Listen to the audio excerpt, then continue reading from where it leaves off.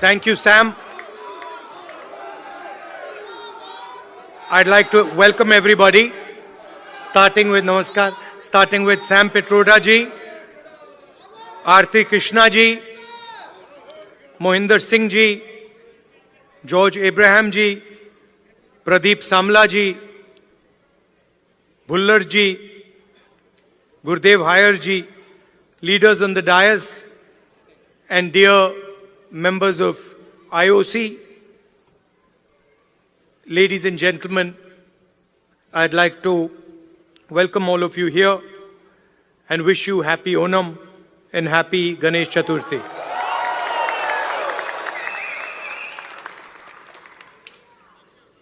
I was listening to Mohinder ji's speech, and he was describing in detail what the job of the leader of the opposition is.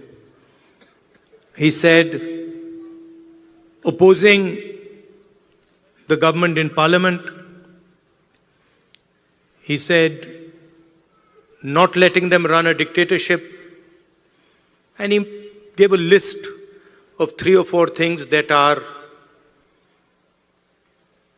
define what a leader of opposition is supposed to do. This is true. One can say that those are all elements of the job.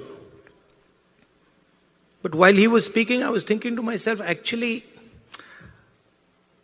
that is not really my role. Those are maybe my responsibilities. But my role is broader and bigger than that, and in many ways simpler than that.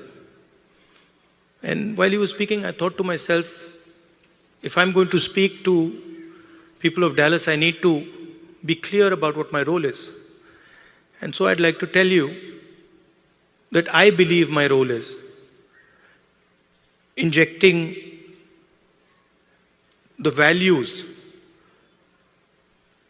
of love, respect, and humility in Indian politics.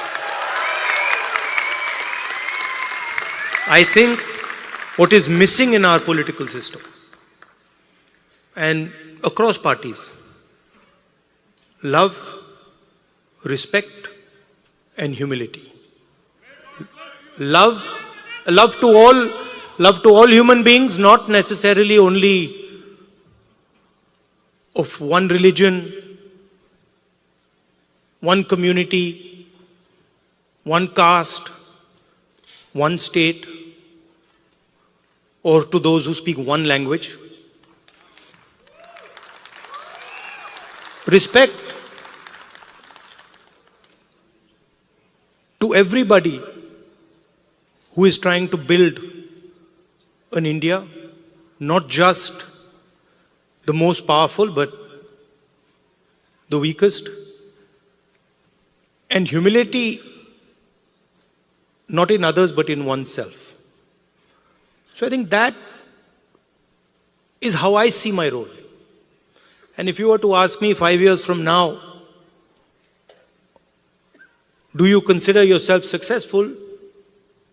I would look at these 3 things. I would say, have I helped bring the idea of love into the forefront of Indian politics? Have I helped make politicians and others, and myself in particular, more humble? Have I increased the respect that people have, that Indian people have with each other? Those would be the values that I would be thinking about. Of course, what Mohinder ji said would also form part of my work. Now, we started here with the Indian national anthem. And while the national anthem was playing, I was thinking to myself that this song mentions all our states. And it mentions them all equally. It does not start by saying, this state is the best, and this state is the second best, and this state is the third best. The song basically describes India as a union of states. Very much like the United States. So often people say, oh, we share the fact that we are the two biggest democracies. But we share another very important fact, that we are both union of states. The United States, whose national anthem we also played, and in our constitution, it's clearly stated, India, that is Bharat, is a union of states. Which means, just like in the United States, no state is superior to any other state. No religion is superior to any other religion. No language is superior to any other language. My brother who's wearing a turban there deserves the same respect as somebody who doesn't wear a turban. We cannot say, look, we don't like him because he wears a turban, and we like him because he doesn't wear a turban. Or, he speaks Tamil, so we don't like him. And he speaks Hindi, so we like him. Or, he speaks Malayalam, so we don't like him.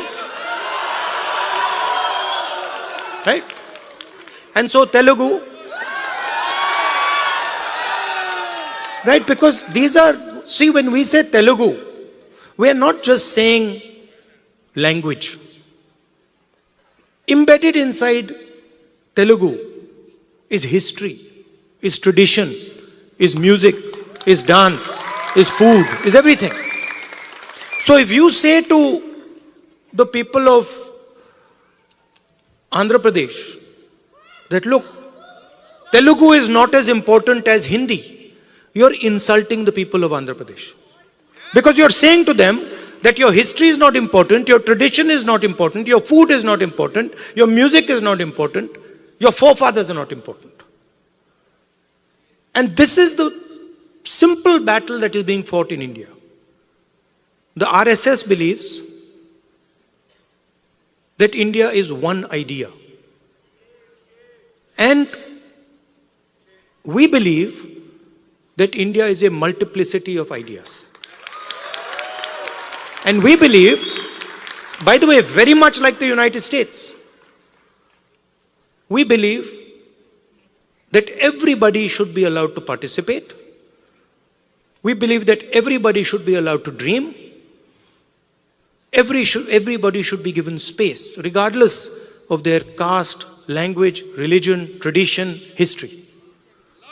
This is the fight. And the fight was crystallized in the election. When millions of people in India clearly understood that the Prime Minister of India is attacking the Constitution of India.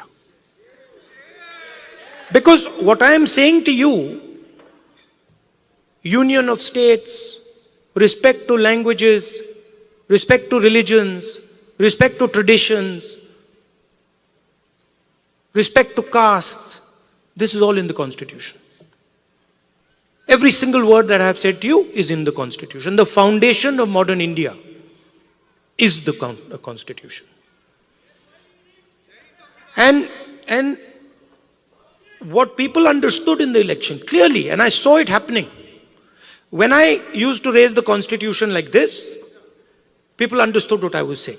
They were saying that the BJP is attacking our tradition, attacking our language, attacking our states, attacking our histories.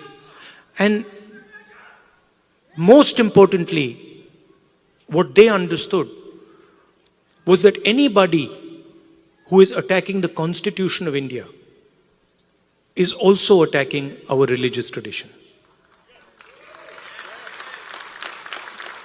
Right?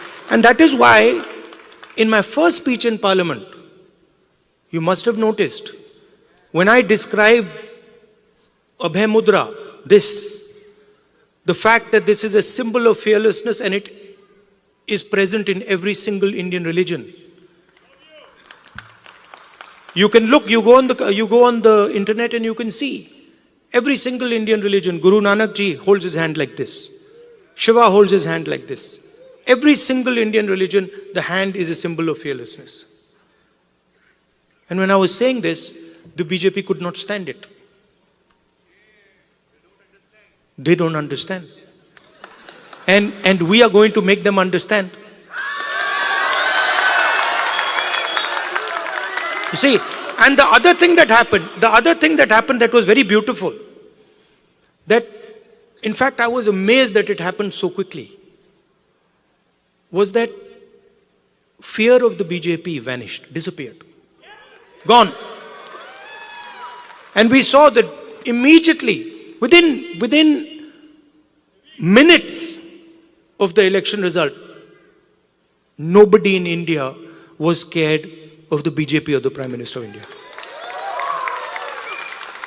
So these are huge achievements, not of Rahul Gandhi or the Congress party. We are peripheral. These are huge achievements of the people of India who realized, of democracy, of the people of India who realized that we are not going to accept an attack on our constitution. We are not going to accept an attack on our religion. We are not going to accept an attack on our states. Now finally, I'm speaking to people in Dallas. And who are you? You are people who have come from India. And the values that I have been describing, values of the Constitution, values of respect, values of humility, you carry them inside your heart. You have them in your blood.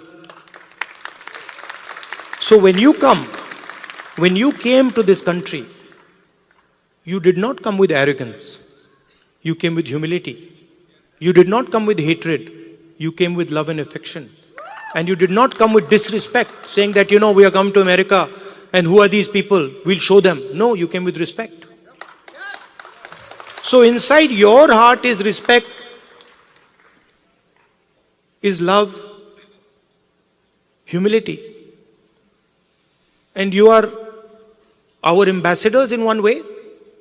You're the bridge between these two unions. United States of America and Union of States, which is written in our Constitution. And so you have a very important role. Because the relationship between these two unions is going to determine the future of both these unions. The United States needs India, and India needs the United States. It's a fact. We cannot get away from it. So you have a very important role of being the bridge between your old home and your new home. Right? And in my view, you should travel freely between these two homes, and you should bring the idea of India to the United States and the ideas of the United States to India. Sam said that I had promised that I will go to Dallas. And it's true. But I would like to say that our trip was supposed to be longer, and we were supposed to go to New York, Washington, California, and Texas, and Chicago. And then we had to shorten the trip. And so I told Sam, look, I have promised the people of Dallas, so we have to go to Dallas. And so we included Dallas in our itinerary. And I think it was a very good idea. 100%. We'll come to Chicago. Love you. And we included Dallas. And I think it was a very good idea because Dallas is thriving. Texas is thriving. A lot of technology is moving here. And I can see that all of you are doing a tremendous job in raising the flag, raising the Indian flag here. So I'd like to thank you. And I'd like to also tell you that it's important that the ideas you carry of humility, of affection, of respect, you spread them between in our community here and also among the people of India. Thank you very much. Namaskar.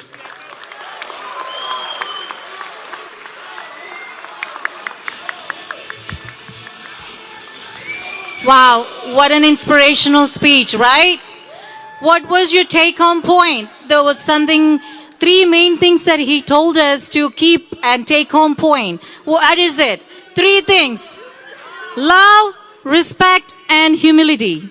So that's our take home point. And next, I would